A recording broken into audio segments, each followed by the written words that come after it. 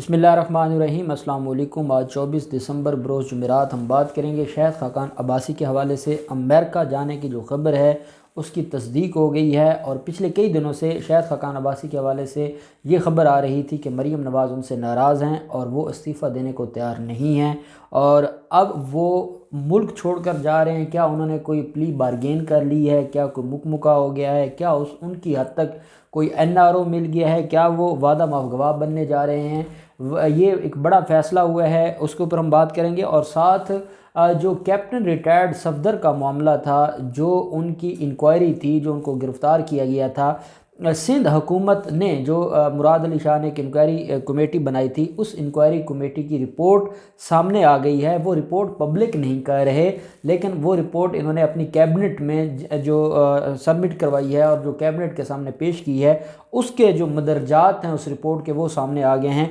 वो भी बड़े ही मज़ाक़ खेज़ हैं, और जो मुराद अली शाह और उनकी जो कैबिनेट है, जिस तरह से उन्होंने इस मामले को, ये मामला क्या था और कहाँ ले गए, वो सारी डिटेल्स भी मैं आपके साथ शेयर करूँगा। एक बात तो आप भी जानते हैं कि इस वक्त जो हालात हैं, और जैसे आज दो अरकान असम्बली ने जो रिज़ाइन किया था, अब वो अपने रिज़ाइन से पीछे हटने लगे हैं, और जब उनको स्पीकर असम्बली की तरफ से नोटिस जाता है वो उसका जवाब देने को तैयार नहीं है। तो ये मामला, अब जो इनके इस्तीफ़ों का मामला था वो तो ख़त्म हो गया। अब क्योंकि इस्तीफ़ों का मामला ख़त्म हो गया, और 13 दिसंबर को जो PDM का जलसा था उस में भी शाहिद खाकान अब्बासी लेट पहुँचे थे, और मरीम नवाज़ ने ये ज़िक्र किया था कि वो इतना रश था कि वो बाइक पे आए हैं और वो लेट हो गए थे। तो वो मसला ये था कि काफ़ी अरसा से शाहिद खाकान अब्बासी मामलात से पीछे हटने लगे थे, क्योंकि शाहिद खाकान अब्बासी के ख़िलाफ़ जो रेफरेंसेस हैं, एक सबसे बड़ा जो रेफरेंस है वो LNG स्कैंडल है, जिसमें शाहिद खाकान अब्बासी और उनके बेटे के ख़िलाफ़ भी मुकदमा दर्ज हो चुका है। और शाहिद खाकान अब्बासी और उनके बेटे के ख़िलाफ़ एलिगेशन ये भी है कि भारतीय कंपनियों से इन्होंने डायरेक्ट पैसे वसूल किए थे, और वो अरबों रुपए इनके अकाउंट्स में आए थे। वो अब्दुल्ला खाकान के अकाउंट में आते थे, और अब्दुल्ला खाकान के अकाउंट से आगे ट्रांसफ़र होते थे शाहिद खाकान अब्बासी के अकाउंट में। अब शाहिद खाकान अब्बासी के ख़िलाफ़ जो PSO में गैर कानूनी MD की तकर्री है, वो कराची में भी केस है, और जो शुगर सब्सिडी का मामला है वो भी सारे का सारा शाहिद खाकान अब्बासी के गले पड़ना है, क्योंकि 20 अरब रुपए की उसके जो जितना अरसा वो रहे हैं, जो महीने रहे हैं, 20 अरब रुपए की शुगर पर सब्सिडी दी गई थी। वो मामलात भी सारे के सारे इसके ख़िलाफ़ थे, और इनके ख़िलाफ़ जो शाहिद खाकान अब्बासी, उनके ख़िलाफ़ तहकीकात जारी हैं। अब शाहिद खाकान अब्बासी के बारे में आपने मीडिया पर देखा होगा, हमने भी इसके ऊपर बात की थी कि शाहिद खाकान अब्बासी के मामलात ख़राब हैं नून लीग से, और वो बगावत की तरफ जा रहे हैं। अब जो खबर आई है, और ये आज वफाकी कबीना का इजलास हुआ है, और वफाकी कबीना उनका नाम ECL से निकालने पर की मंजूरी दे दी है, और ये मीडिया के ऊपर भी ये खबर आई है, जियो ने भी ये खबर चलाई है, एयरवाई पर भी ये खबर आई है कि ज़राए ये बता रहे हैं कि शाहिद खाकान अब्बासी को अमेरिका जाने के लिए ECL से नाम निकालने की मंजूरी दे दी गई है। ये 15 रोज़ा मंजूरी है, 15 दिनों के लिए उनको अमेरिका जाने की इजाज़त दी जा रही है। और इसके पीछे जो मकसद है, जो इसके पीछे जो बहाना है, वो ये है कि शाहिद खाकान अब्बासी की हमशीरा और बहनोई कोरोना के बायस अलील है अमेरिका में, और उनकी इयादत के लिए अमेरिका जाना है। हालांकि जिनको कोरोना होता है उनकी इयादत के लिए जाता कोई नहीं है, और वो करंटीना होते हैं, लेकिन ये इयादत के लिए जा रहे हैं 15 दिन की। अब क्या ये इसहाक डार वाला मामला हो रहा है? क्या ये भी बाहर जाके अमेरिका में बैठकर पाकिस्तान के हक़ में बात करेंगे, पाकिस्तान के ख़िलाफ़ बात करेंगे? और क्या ऐसा शख्स जिसके ख़िलाफ़ इतने बड़े बड़े केसेस हैं, वो कौन सी ऐसी गारंटी है? जो नवाज़ शरीफ हैं, वो 4 हफ़्तों के लिए उनको अदालत ने भेजा था, और आज तक हमारी हुकूमत भुगत रही है, और हमारी हुकूमत ये चीख रही है कि उनको वापस लाना मुश्किल हो गया है। और हुकूमत जो है हर तरह के जो कानूनी ऑप्शंस हैं वो बरूए कार ला रही है, लेकिन अब शाहिद खाकान अब्बासी को क्यों भेजा जा रहा है, ये तो अब जो हमारी वफाकी हुकूमत है या जो हमारी कबीना है वही बता सकती है कि आया ये ख़बर दुरुस्त है या गलत है।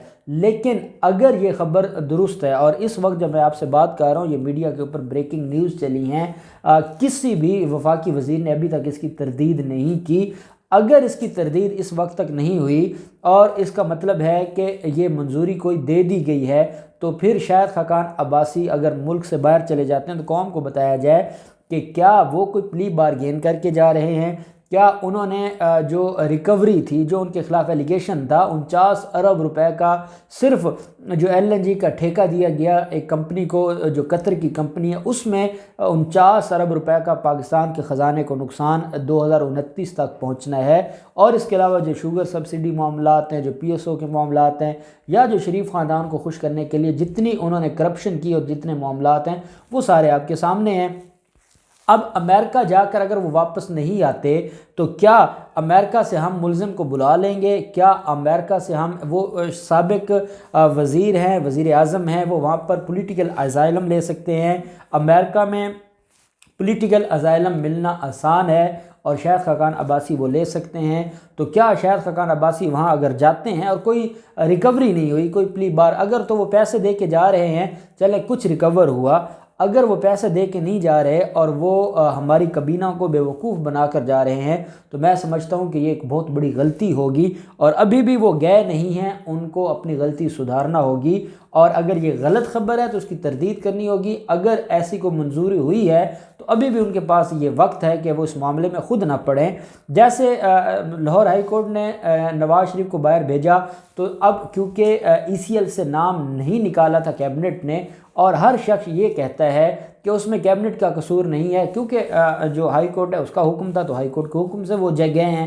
اب اگر یہ وفاقی کابینہ کی منظوری سے 15 دن کے لیے باہر جائیں گے تو یہ واپس آتے ہیں، نہیں آتے یہ معاملہ بڑی خرابی کی طرف جائے گا، اور پھر جب ایک دفعہ معاملہ خراب ہو جائے تو پھر ان سے یہ بہتر نہیں ہوگا، اور یہ پھر پچھتائیں گے، جیسے آج یہ اسحاق ڈار کے لیے پچھتاتے ہیں یا باقی لوگوں کے لیے۔ اب اسحاق ڈار کو بھی ملک سے باہر بھگانے والا کون تھا؟ وہ شاہد خاقان عباسی تھا۔ شاہد خاقان عباسی کے جہاز میں وہ بیرون ملک فرار ہوئے تھے، ان کی جو ان کے خلاف کیسز تھے، فرد جرم عائد ہو چکی تھی، اور فرد جرم عائد ہونے کے باوجود ان کے جو ہے وہ باہر چلے جاتے، اور آج تک کیسز جہاں تھے وہیں پہ رکے ہوئے ہیں اور کوئی کارروائی نہیں ہو رہی۔ تو یہ معاملہ اس میں میری گزارش ہوگی عمران خان صاحب سے اور پوری کابینہ سے کہ اگر تو یہ آپ لوگ یہ غلطی واقعی کر رہے ہیں اور بغیر کسی پلی بارگین کے آپ کر رہے ہیں، تو یہ بہت بڑی غلطی ہوگی، اور شاید یہ پھر آپ سے نہ سدھاری جائے اور پھر قوم آپ کو معاف نہیں کرے گی۔ اب ہم آ جاتے ہیں کیپٹن ریٹائرڈ صفدر کی، جو ان کی گرفتاری تھی، جو ان کے خلاف مقدمہ درج ہوا تھا توہین مزار قائد کا، اور اس مقدمے میں ان کو گرفتار کیا جاتا ہے۔ وہ گرفتاری کے بعد شام ٹائم ان کی ضمانت ہو جاتی ہے۔ مریم نواز اور مولانا فضل الرحمان ایک پریس کانفرنس کرتے ہیں، بلاول زرداری 36 گھنٹے تک خاموش رہتے ہیں، اس کے بعد وہ اپنی زبان کھولتے ہیں اور وہ کہتے ہیں کہ بڑی زیادتی ہوئی ہے، اور جو IG کا معاملہ ہے اس IG کے معاملے پر ہمارے ساتھ زیادتی ہوئی ہے۔ جب ایلیگیشن لگایا جاتا ہے فوج پر، وہ ایلیگیشن اس کے اوپر آرمی چیف ایکشن لیتے ہیں، آرمی چیف ایک انکوائری کمیٹی بناتے ہیں، اور آرمی چیف یہ بتا دیتے ہیں کہ اس میں کچھ لوگ ملوث تھے جو فورسز کے، اور کیونکہ مزار قائد پر حملہ ہوا تھا اور مزار قائد کی بے حرمتی کی گئی تھی، وہ جذباتی ہو گئے تھے، اور جذباتی ہو کر انہوں نے جو IG ہے IG کے ساتھ انہوں نے یہ بات کی ہے، کیونکہ رینجرز بھی وہاں پر ایک ادارہ ہے، اور ان کے پاس بھی ایک وہاں پر ایک اتھارٹی ہے، قانونی اتھارٹی ہے کراچی میں۔ تو رینجرز کے جو اہلکاران ہیں انہوں نے وہاں بات کی، افسران نے بات کی IG سے، اور مقدمہ درج ہوا۔ اب ایک کمیٹی بنائی تھی، انکوائری کمیٹی مراد علی شاہ نے، اور مراد علی شاہ کی جو انکوائری کمیٹی ہے وہ یہ بتا رہی ہے کہ یہ جو معاملہ تھا، جو پولیس کے اوپر پریشر تھا، وہ پاکستان تحریک انصاف کا تھا۔ پاکستان تحریک انصاف کے جو وزراء ہیں اور جو ممبر آف پارلیمنٹ ہیں، یہ سارے کا سارا جو قصور ہے وہ ان کا ہے۔ اس سارے معاملے میں قصوروار وہ ہیں، انہوں نے پریشر ڈالا ہے، انہوں نے پولیس کے اوپر پریشر ڈال کے ایک ایسے بندے کو مدعی بنایا ہے جس کا کوئی اتا پتہ نہیں ہے، اور یہ ساری جو کیپٹن ریٹائرڈ صفدر کا معاملہ ہے، اس کے پیچھے ملوث کون ہے؟ یہ پاکستان تحریک انصاف ہے۔ اب اگر تو پاکستان تحریک انصاف ملوث ہے تو پھر آپ فوج کے اوپر جو آپ نے ایلیگیشن لگایا، اور پھر آپ یہ کہتے ہیں کہ فوج نے یہ سارا کچھ کیا، اور پھر آپ اتنے سچے ہیں، اور اگر پاکستان تحریک انصاف کے خلاف یہ سارا معاملہ ہے تو پھر آپ اس کو کیوں نہیں سامنے لے کر آتے؟ آپ اس رپورٹ کو کیوں دبا کیوں رہے ہیں؟ آپ نے اپنی کیبنٹ میں بھی وہ چھپ چھپا کر دکھائی ہے اور آپ قوم کے سامنے نہیں لا رہے۔ اگر تو آپ سچے ہیں اور آپ نے اگر آپ جب جو بے حرمتی کی گئی تھی مزار قائد کی، اس کے اوپر آپ نے دیکھ لیا تھا سوشل میڈیا کے ذریعے، جو عوام کا پریشر تھا، جو قوم کا دکھ تھا، وہ آپ نے دیکھ لیا تھا۔ اس کو دیکھنے کے بعد اگر آپ وہاں پر مقدمہ درج کرتے یا اس معاملے کو قانونی طور پر دیکھتے تو کیوں آپ کے اوپر پریشر آتا؟